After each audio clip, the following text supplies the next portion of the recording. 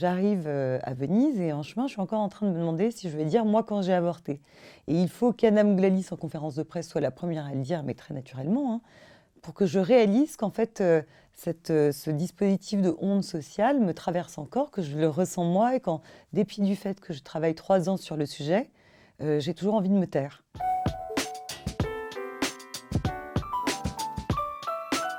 Bonjour Audrey Diwan, Bonjour.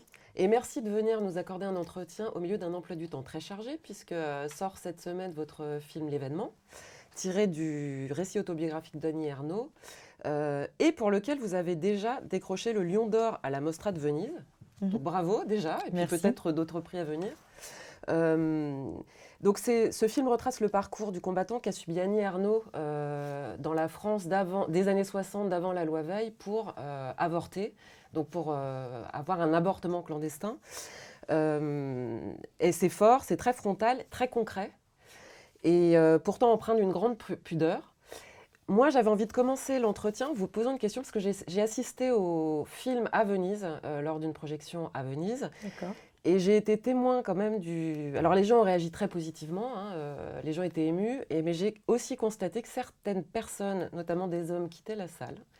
Ça a été relayé par d'autres journalistes à d'autres séances. Et alors j'avoue que j'ai été étonnée, je me suis dit, mais est-ce que c'est si difficile de montrer encore aujourd'hui, peut-être plus à un public d'hommes d'ailleurs, ce type de procédure? Alors, j'ai reçu de la part du public masculin des réactions fortes. Peut-être que certains sont en colère et contre l'idée. J'exclurais la dimension politique. Je suis pas sûre que c'était ça en plus. Non, alors voilà, en réalité, C'était la gêne, mais moi, la douleur, en fait. Ce qu'on m'a beaucoup renvoyé et que je trouve intéressant en termes d'expérience de cinéma, c'est que je savais ce que ça convoquerait chez les femmes, mais je ne savais pas qu'en fait, les hommes pouvaient, à un moment, se glisser dans la peau de cette jeune femme et concrètement ressentir d'être impliqués charnellement dans ce dispositif. Mais est-ce que ça veut dire aussi, parce que tout le monde a été frappé, alors que on montre ça de manière très, à la fois concrète mais pudique, c'est jamais voyeuriste, mais que finalement toutes ces étapes-là, ça nous fait ressentir le fait qu'on les avait peu vues jusqu'ici, peut-être.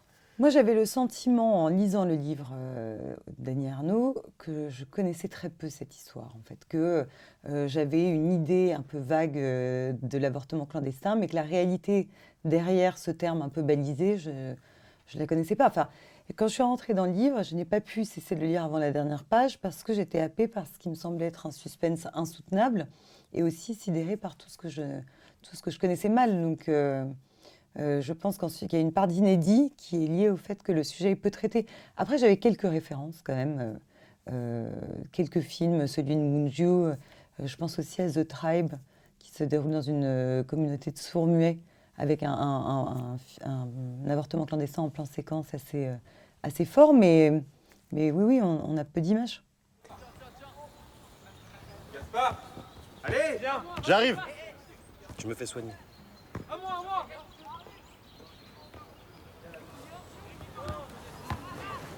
Merci, ma belle. À moi. Regarde ton mouchoir. Et voilà, c'est tout ce que t'as gagné. Bah, il est pas mal, non? Ceux-là, ils font tout pour qu'on les remarque, mais si tu finis à la caserne, alors là, c'est pour ça que je flirte, moi. On dit que je suis une allumeuse, mais est-ce que j'ai le choix? J'aimerais bien aller plus loin, j'en rêve toutes les nuits. Seulement t'en suis un. C'est pas le bon, puis après... Après, tu tombes enceinte. Ah non, tout, mais pas ça. Ce serait la fin du monde, tu veux dire. Au pire, il y a des moyens. De quoi tu parles? Si tu ne veux pas de l'enfant. T'es folle ou quoi? Dis jamais des trucs comme ça, même pour rire. Pourquoi au départ vous avez eu envie d'adapter ce livre Quel est votre rapport à ce livre et du coup à Annie Ernaux, puisque je sais que vous l'avez beaucoup consulté tout au long de cette aventure. Alors, mon rapport à l'œuvre d'Annie Ernaux, d'abord, il est profond. Je suis une grande lectrice et depuis longtemps. Paradoxalement, je n'avais pas lu l'événement. Je l'ai découvert assez tard, après avoir avorté. J'avais envie de lire sur le sujet. Une amie m'a conseillé de lire celui-là. Et ensuite, quand j'ai voulu l'adapter, d'abord je lui ai demandé l'autorisation. Il faut toujours évidemment interroger l'auteur. Je pense qu'elle a mûri l'idée, elle a vu mon premier film, on a discuté. Et ensuite, pour moi, il était très important de lui soumettre un projet d'adaptation, parce que je voulais mon geste un peu dans le prolongement du sien, parce que en plus d'être le texte d'une autrice, c'était un morceau de vécu, donc il y avait comme une espèce de double charge à l'endroit de l'adaptation, et que pour m'affranchir, pour trouver ce que j'avais envie de faire, j'avais besoin dans un premier temps de savoir ce qu'elle en pensait elle. Et sa réception a été visiblement très bonne, c'est ce qu'elle a beaucoup dit. Le fait de remporter un Lion d'Or pour une œuvre qui la concerne, j'imagine que pour vous c'était quelque chose de fort, enfin de particulièrement fort, et pour elle aussi. Alors moi j'y ai pensé immédiatement quand j'ai compris que c'était le Lion d'Or que j'avais gagné. J'ai évidemment pensé à elle tout de suite, et puis à tout ce qu'on s'était dit par rapport au livre, parce que dès le début elle m'a dit que la sortie du livre avait relativement été entourée de silence, que c'était peut-être celle de ses œuvres qui avait été la moins couverte médiatiquement. Donc j'avais l'impression aussi qu'on réparait quelque chose, qu'on mettait un peu fin à ce silence. Et puis je l'ai appelé immédiatement, dans l'ordre j'ai appelé mes enfants. D'ailleurs, ne voulait pas me croire, il a quand même fallu que je leur envoie une photo du Lion d'Or. Et puis Annie Ernaux pour partager ce moment, cette émotion. Mais j'avais l'impression que ça sanctifiait un parcours qu'on avait toutes les deux appuyé sur un seul terme, qui était la justesse. Et c'est vrai que quand je l'ai consultée au cours de l'écriture, j'ai eu l'impression que c'était comme ça qu'elle concevait notre travail commun. C'est-à-dire qu'elle désignait moins les différences ou les ressemblances entre le livre et le scénario que ce qui lui semblait juste ou ce qui ne l'était pas. Et alors, excusez-moi, je vais rebondir sur une chose que vous avez dit, puisque vous dites dans chaque interview que vous avez avorté. Ouais. Alors, je ne veux absolument pas rentrer dans votre vie privée. En revanche, j'ai noté le soin que vous prenez à le mentionner à chaque fois. Comme si c'était presque aujourd'hui je ne sais pas comment vous le ressentez, c'est un devoir de le dire, ou peut-être que... pourquoi vous le dites maintenant Parce que j'ai failli ne pas le dire. En fait, je travaille 3 ans sur la question de la liberté de la femme en général, parce que je pense qu'il ne s'agit pas que d'avortement clandestin, mais au moins autant du pendant, c'est-à-dire qu'est-ce que c'est que le plaisir, qu'est-ce que c'est que la jouissance, et jusqu'à quel point on condamne la jouissance chez la femme. Et puis, j'arrive à Venise, et en chemin, je suis encore en train de me demander si je vais dire, moi, quand j'ai avorté. Et il faut qu'Anna Mouglalis, en conférence de presse, soit la première à le dire, mais très naturellement, pour que je réalise qu'en fait, ce dispositif de honte sociale me traverse encore, que je le ressens moi, et qu'en dépit du fait que je travaille 3 ans sur le sujet, j'ai toujours envie de me taire. Donc en fait, je vais contre cet élan premier parce que je pense qu'il fait partie du problème. Et tu le voyais où? Dans un petit hôtel, près de la gare. Pourquoi? C'était bien? Je sais pas. Allez, raconte. T'aimais bien faire l'amour avec lui? Ça ne te regarde pas.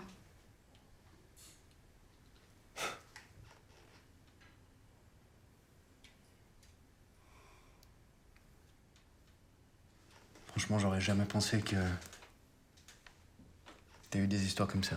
Une histoire. Oh, une histoire. Arrête. On parle beaucoup soit du recul de l'avortement dans pas mal de pays étrangers, notamment aux États-Unis, en Pologne. Mais en effet, en faisant un film comme ça, c'est aussi une manière de dire voyez comment c'était l'avortement clandestin, protégeons le système actuel aussi, et n'en ayons pas honte, en fait. Pour moi, une des dimensions les plus intéressantes, mais qui est dans l'œuvre d'origine, c'est l'idée de ne pas détourner le regard. Oui.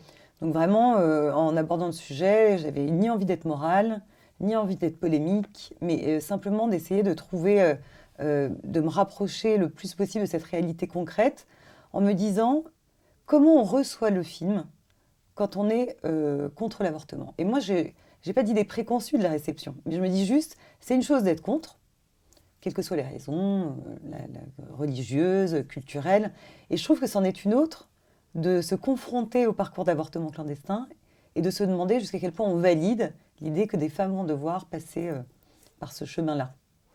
Oui, c'est ça. C'est-à-dire que vous l'avez dit d'ailleurs, vous prétendez pas faire un film militant. Enfin, c'est pas comme ça que vous aviez conçu cet objet. C'est un objet au contraire intime et frontal, quoi, mais qui parle d'intimité. Et malgré tout, enfin, sans qu'il y ait un message, il y a quand même un questionnement en tout cas. Mais surtout, moi, je pense que l'intime et le politique sont liés. En fait, c'est difficile de distinguer les deux. C'est-à-dire que moi, j'ai une position politique, moi, en tant qu'artiste, moi, en tant que femme. Moi, bon, on n'échappe pas à ça. Mais en fait, c'est ce qu'on met au premier plan. Je savais que mon intime convoquerait la partie politique de mon histoire et que les deux marcheraient ensemble. Après, la question peut être politique. Moi, je trouve la question plus intéressante que l'injonction ou la réponse. Donc, je me suis appuyée sur ce qui m'intéressait le plus. C'est-à-dire, quel est le débat qui s'ensuit, quelles questions on se pose à l'issue de la lecture ou à l'issue du visionnage du film. Et alors, plus largement, vous êtes là, c'est votre deuxième film seulement. Vous avez eu un des prix les plus prestigieux du monde, hein, enfin, d'un des plus gros festivals. Vous avez commencé votre carrière comme journaliste, vous avez été éditrice aussi, il me semble. Vous avez aussi écrit pas mal de scénarios et vous êtes devenue réalisatrice. Quel a été votre cheminement pour arriver à ce travail de réalisatrice, justement Vous êtes passée par pas mal d'étapes qui d'ailleurs sont liées à l'écriture. En fait, ça a l'air un peu hétéroclite comme ça. Il y a une part empirique que je défends. Enfin, moi, je fais partie des êtres qui ont besoin d'expérimenter, certainement de se tromper aussi. Et je pense que j'ai toujours accepté la valeur de l'erreur dans ma vie comme quelque chose de constitutif. Et puis, et en fait, c'est quand même une somme d'expériences qui se conjuguent parce que travailler en tant que journaliste, c'est avoir un rapport au réel, donc une manière d'interroger le réel, une manière de le regarder. Ensuite, j'ai accompagné des primo-romanciers, donc avec beaucoup d'interrogations sur la structure d'un texte, sur la manière dont on traduit les émotions. Bon. Et ensuite, je me mets à écrire, et je trouvais que c'était très dur d'ailleurs, de passer de l'exercice romanesque à la forme scénaristique. On réalise peu à quel point ce sont des exercices antithétiques. Il y en a vraiment un qui se nourrit de la pensée, de tout ce qui est intérieur. On peut déployer des pieds comme ça, les sentiments, les émotions, en posant des mots. Et l'autre, il s'agit de montrer pour faire passer, mais sans avoir nécessairement recours aux mots. D'ailleurs, moi, j'aime bien le cinéma assez plutôt silencieux. Et voilà, donc ça, c'est un réel apprentissage. Mais quand je me retrouve sur un plateau, comme j'ai cofondé un journal, Styliste à l'époque, j'ai appris à faire fonctionner des compétences différentes. Je sais ce que c'est qu'un projet commun quand il est porté par un certain nombre de personnes et que toutes les semaines, on doit accomplir ce miracle de réussir à sortir une édition. J'ai l'impression quand même que sur un plateau, je dispose d'une expérience que je sais à peu près quand j'ai des indices sur la manière dont on fait marcher des gens ensemble et dont on trouve un ton commun. J'ai l'impression en fait que tout ce qui me semblait un peu désarticulé dans mon parcours finit maintenant par trouver sens, quoi. Et justement, l'écriture qui était, et que vous continuez à faire, puisque je crois que vous allez participer au prochain film de Valérie Donzelli, par exemple, et encore d'autres. Vous avez beaucoup travaillé avec Cédric Jiménez, qui est dans un univers plus polar, enfin, pour le dire un peu vite, mais Non, c'est vrai. plus d'action, enfin, quelque chose d'un peu musclé. Qu'est-ce que ça vous a apporté parce que vous avez travaillé notamment avec lui, ce travail qui n'est pas votre univers au départ, et la manière dont aujourd'hui l'intime peut peut-être s'emparer de choses plus nerveuses d'ailleurs. Moi, ce que je trouve très intéressant, c'est que, en fait, on ne ressort pas indemne des univers qu'on traverse. Ça, je ne le savais pas quand j'ai commencé avec Cédric, parce que c'était pour moi le tout début, et qu'on s'est un peu fabriqué, construit ensemble, et que, voilà, moi, je me suis mise au service de son univers. En faisant ce chemin-là, je découvre quelle est la cinématographie, la cinéphilie qui est la sienne. Et donc, lui, il aime les films noirs des années 70, il adore Melville, il me montre Conversation secrète. Et en fait, c'est très, très loin du cinéma qui m'intéresse au départ. En tout cas, que je crois être le seul qui m'intéresse. Et progressivement, en fait, on ouvre des pans de culture, on a accès à autre chose. Et je découvre, en fait, un cinéma qui m'intéresse. Et qu'est-ce que j'apprends au passage? Un rapport, je dirais, à la tension, au suspense, à d'autres formes de récits. Et j'ai l'impression qu'une partie de cette manière de narrer et peut-être même de transmettre cette tension, je la garde en fait. Et je sais maintenant que quand je m'engage avec des réalisateurs et des réalisatrices, je sais qu'une part de ces expériences, je vais les garder, moi je vais emporter quelque chose de tout ça. Et d'ailleurs, je me dis presque à l'inverse aujourd'hui, avec qui j'ai envie de travailler au regard de ce que ça va produire chez moi. De peut-être de nouveau ou de... Ouais. Et dans l'événement, justement, on peut aussi... Il y a une partie de tension énorme, puisque l'héroïne vit presque... enfin, c'est pas un 24 heures chrono de l'avortement, mais enfin, il y a les jours se décomptent peu à peu, et il y a une vraie tension autour du temps qu'elle met pour pouvoir trouver une solution, en fait. Donc il y a une partie presque de thriller intimiste. Oui, alors il y a un rapport au temps. Ce temps tendu, il l'est de manière naturelle. Il n'y a pas d'artifice là-dedans. Donc il y a effectivement un décompte, mais à la base, le livre s'appuie sur un journal intime. Donc on sent très bien les jours qui passent. Et puis, il y a cette phrase que j'ai en tête pendant très longtemps en écrivant. Annie Ernaux disait « Le temps avait cessé d'être cette succession de jours à remplir de cours et d'exposés. Il était devenu cette chose informe qui avançait à l'intérieur de moi. » Et moi, je trouve qu'il y a comme ça des phrases dans le livre qui ont une dimension qu'on dirait, en tout cas du genre, quoi, thriller, horrifique, peu importe, mais j'ai une sensation du temps en lisant ces phrases et je me demande comment la traduire, puisque depuis le début, ce que j'espère faire, c'est vraiment donner une dimension d'expérience et non pas rester dans le récit linéaire. Donc, la valeur du temps dans le film, c'est quelque chose pour moi de très important. Et ensuite, je me dis, donc, comment rendre cette sensation du temps. Et au départ, je me suis trompée. Quand j'ai commencé à écrire, quand j'ai écrit la première version du texte, je pensais que comme elle était dans un état d'urgence, il fallait que je syncope. Et en fait, après cette première version, je me rends compte que c'est exactement l'inverse qu'il faut que je fasse. En fait, il faut que je noue un pacte avec la personne avec qui regarde l'histoire. On sait que le temps est compté, mais le temps des autres reste le temps des autres. Donc le temps des autres, c'est ceux des étudiants, et il est léger, et il est lent. Et donc, ils sont... face au soleil, ils ont envie un peu de réviser et sinon de sortir. Et donc, je suis à la confrontation de deux temporalités, une urgence tue et une espèce de nonchalance qui est celle de l'époque. Et en fait, c'est de la confrontation de ces deux temporalités que naît, à mon avis, le sentiment d'urgence. Et vraiment, voilà, la notion de temps, c'est celle que j'ai l'impression d'avoir le plus travaillé, et sur la durée des scènes, et sur la manière de partager ce qui traverse mon personnage, parfois en faisant durer un peu... les séquences et cette idée de la durée est ce qui nous sort du théorique, je pense. Alors vous avez votre premier film présentait aussi cet aspect-là de sentiment d'urgence en fait, puisque c'était Mais vous êtes fou, donc sur un père de famille cocaïnomane qui ne le dit pas à sa famille et qui la contamine sans l'avoir voulu en fait. Donc le couple se voit retirer la garde des enfants, en tout cas au moins momentanément. Mais regarde. Elle respire plus. Roman, elle respire plus. Roman. Cartouche pas. Elle est brûlante, appelle l'ambulance.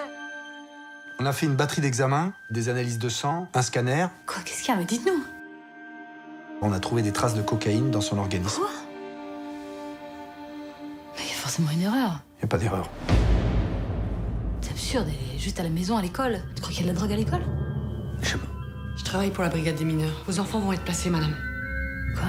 C'est l'aide sociale à l'enfance qui va s'occuper d'eux. Mais j'ai rien fait, moi. Vous pouvez pas prendre mes enfants. Je veux voir mes enfants! C'est moi. C'est toi, quoi? Tu penses à toi? Et depuis quand? Des années. Quel a été le déclic par rapport à cette histoire? Parce que c'était votre première réalisation, donc il y a eu ce petit cap de passer de la scénarisation à réaliser soi-même. Je crois qu'on se découvre en fait en écrivant. En tout cas, on met le doigt sur des obsessions. Et moi, je pense que le corps comme lieu du secret, c'est vraiment... souvent, les histoires qui parlent de ce corps comme lieu du secret m'interpellent, m'intéressent, me donnent envie de poser des questions. C'est strictement ce qui s'est passé le jour où j'ai rencontré... Alors non, ce père qui avait des problèmes d'addiction, mais sa femme, et qui était strictement au milieu de cette histoire. Parce qu'en fait, vous avez rencontré vraiment par hasard, une femme qui vous a parlé de cette histoire au départ. Qui m'a raconté son histoire. Et évidemment, je n'ai commencé à écrire que des années après. Donc en fait, c'est ce qui vous hante. Donc pourquoi on est hanté par une histoire et progressivement, je cerne comme ça de quelques traits qui sont de l'ordre de la psyché. Alors, je n'ai pas encore bien compris ce que ça voulait dire, et puis pour le moment, ça m'inquiète, mais je comprends qu'il y a quelque chose de cette nature-là, un croisement entre une forme d'urgence intime et un un rapport au secret, au corps qui change. Ce sont des interrogations que je vais me poser encore un moment, parce que là, je vous parle de mes découvertes, j'ai encore pas toutes les réponses, mais... Non, mais c'est vrai que c'est ce qui est le point commun entre les deux films, en tout cas, le corps comme lieu du secret. Est-ce que vous travaillez avec des gens un peu fidèles? Visiblement, Pio Marmaille était dans le premier et le deuxième film, par exemple. Est-ce que vous avez une petite troupe comme ça autour de vous, en tout cas des gens qui constituent une sorte peut-être de... je ne sais pas si c'est de bande, mais en tout cas de petites troupes artistiques? Alors pour moi c'est certain, mais c'est surtout, c'est pas seulement à l'écran. Alors même si Pio et moi on s'entend très très bien dans le travail et qu'à chaque fois qu'on finit un film, il m'appelle pour me dire qu'est-ce qu'on fait la prochaine fois. Et que je suis ravie de ça parce que c'est vraiment une collaboration heureuse. Enfin moi je trouve qu'il est capable de faire tant de choses différentes que c'est très très intriguant et très intéressant. Mais c'est aussi tout ce qu'on voit pas. C'est-à-dire que moi je suis entourée de gens, la plupart de mes chefs de poste sont des très très proches. Et donc, on pense et on parle en amont de ce qu'on a l'intention de faire la fois d'après. Et puis, tout ça mûrit dans un cercle très intime, en fait, parce qu'on se voit beaucoup, parce qu'on se parle tous. Mon chef opérateur, c'est Laurent Tangy, c'est la première fois qu'on travaille ensemble, mais on se connaît depuis 10 ans. Diane Bérété, qui a fait mes 2 films, la chef décoratrice, c'est une amie. Anaïs Couette, ma première assistante. Enfin, moi, je travaille entourée de gens que je vois tout le temps, en fait. Et je pense que cet esprit de troupe, c'est là qu'il s'inscrit et c'est comme ça que les films évoluent. Et je pense que c'est ce qui fait aussi une vraie différence entre mon premier et mon deuxième film. C'est tout ce temps qu'on passe ensemble entre les deux à se demander comment on devient libre et comment on écrit les choses différemment. Et vous, pour rester plus largement, mais dans l'univers du cinéma, vous faites partie de la commission 50-50 pour la parité. Donc, est-ce que vous avez l'impression que les choses évoluent en ce moment particulièrement, avec cet effet de loupe évidemment que plusieurs réalisatrices ont été récompensées récemment, donc Julia Ducournau à Cannes, vous à Venise, Chloé Zhao aux Oscars, ou en tout cas vu de l'intérieur de ce milieu, est-ce que tout ça ce sont de très beaux arbres qui cachent la forêt, ou est-ce que vous avez le sentiment que quelque chose avance réellement? Je dirais que c'est à mi-chemin. En fait, déjà, 50-50, c'est l'égalité. C'est pas seulement la parité, c'est aussi l'inclusion. Et je pense que c'est intéressant de travailler sur toutes ces dimensions-là. Ensuite, je pense que nécessairement quelque chose change. Et je me dis que si on interroge un peu la nature des 3 films qui ont été récompensés, s'il y a une racine commune, c'est à l'endroit du projet artistique. C'est-à-dire que ce sont 3 projets artistiques très définis. Et je pense qu'on nous les laisse faire. Donc pour moi, ce que je ressens, ou en tout cas ce que je commence à cerner, c'est peut-être la fin d'une méfiance à l'endroit de projets marqués. Et donc ça veut dire que l'industrie désarme un peu. Maintenant, sur le nombre de réalisatrices à qui on laisse faire des films, il y a toujours un déséquilibre entre le nombre de réalisatrices et le nombre de réalisateurs.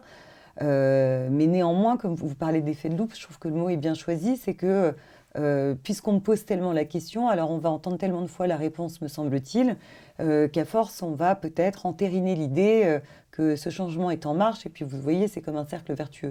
Si tout le monde pense que le changement est en marche, peut-être qu'il se produit. Et pour rebondir sur ce sujet, on vous a énormément posé la question de est-ce que vous filmez avec un regard féminin, ce qui est une vraie et une fausse question, je pense, mais vous avez dit un très beau texte dans l'émission d'Augustin Trapenard, Boomerang, où en gros, vous disiez qu'au départ, ça vous flattait plutôt, en tout cas, que vous étiez contente qu'on perçoive, peut-être que vous ayez un regard féminin sur les choses. Et puis, peu à peu, vous avez commencé à vous demander si c'était pas extrêmement réducteur, en réalité. Et en fait, la question qu'on se pose en entendant ça, c'est est-ce que finalement, au lieu de... Est-ce que l'important, c'est le female gaze, comme on appelle, le regard féminin, ou est-ce que ça pose pas simplement la question de la prédominance du regard masculin jusque-là? Est-ce qu'il ne faut pas prendre le problème à l'inverse, parce que... Oui, moi je pense que tant qu'on parle des genres, c'est qu'on ne parle pas d'égalité. C'est-à-dire que tant qu'on s'interroge à l'endroit du genre en le soulignant, et tant qu'on le fait de manière systématique quand il s'agit d'œuvres de femmes, c'est qu'on est encore en train de se poser la question du genre. Après, peut-être qu'on l'abordera toujours, mais qu'on l'abordera différemment. C'est-à-dire, et pour moi c'est un peu le cœur du sujet, c'est-à-dire en le considérant non comme le seul sujet, mais comme une des dimensions, enfin, je veux dire, en intégrant que le regard, en interrogeant le regard dans sa complexité. Moi, il me semble, et c'est ce que j'ai commencé à constater ces derniers temps, c'est légitime, en fait, d'interroger le regard au niveau du genre. Mais c'est limitant. Donc, légitime et limitant, je me dis, comment on fait pour sortir de cette limite, tout en intégrant cette idée de female gaze, mais en le replaçant au cœur de quelque chose d'un peu plus large. De quoi est fait un regard? D'un vécu, d'une cinéphilie, d'une histoire, d'un goût. On est au confluent de tellement de choses qu'on ne peut pas penser qu'on circonscrit un regard quand on en connaît le sexe. Ça va un peu vite, ça fait des raccourcis. Enfin, je veux dire, tout à coup, le cinéma serait donc divisé en 2 catégories. Male gaze, female gaze, et là, Oui. on aurait fait le tour du sujet. Vous imaginez si on avait encore plein de vidéoclubs, la tête du vidéoclub d'un côté. Film d'hommes, film de femmes. Et bonne journée. Non, c'est pas possible. Mais on a toujours créé des cases. Si on repense à cette histoire de vidéoclub, avant c'était la nationalité. Or, on n'est pas seulement coréen, italien, allemand, français, américain. Comme on n'est pas seulement homme ou femme. Donc aujourd'hui, il s'agit de traduire la complexité. Et alors, vers quoi allez-vous vous orienter désormais pour traduire cette complexité? Est-ce que vous avez déjà un projet de réalisation futur ou, Alors, j'avais commencé à poser les bases d'un projet l'été dernier, en me disant que quoi qu'il se passe à Venise, et j'avoue que dans l'idée, je me disais aussi, si ça ne se passe pas bien, je connaîtrai ma route et rien ne me fera déroger de ce chemin-là. Bon, j'ai l'impression que ça marche aussi après avoir reçu le Lion d'Or, mais on me fait beaucoup de propositions, et puis certaines retiennent mon attention. En plus, moi, j'ai toujours un terrible problème de choix, parce que j'ai envie de faire plein de choses. Donc voilà, l'enjeu maintenant, c'est de rester concentré. Et en étant prête désormais à, encore une fois, vous couler dans l'univers des autres. Par exemple, si on vous demande de réaliser quelque chose qui n'est pas votre projet au départ, c'est quelque chose que vous envisagez? En fait, je pense que la liberté de mon parcours est la première chose que je vais défendre. Donc, intuitivement, je dirais non.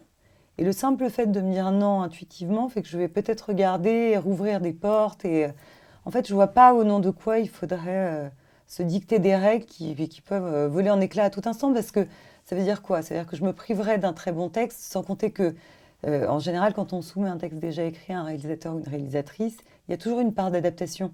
Il y a ce sur quoi on va mettre le doigt, ce sur quoi on voudra mettre l'accent, ce qui résonne le plus intimement. Donc, moi, je ne vois jamais de raison de dire non avant tout. Eh ben, merci beaucoup, Audrey Merci Newan. à vous.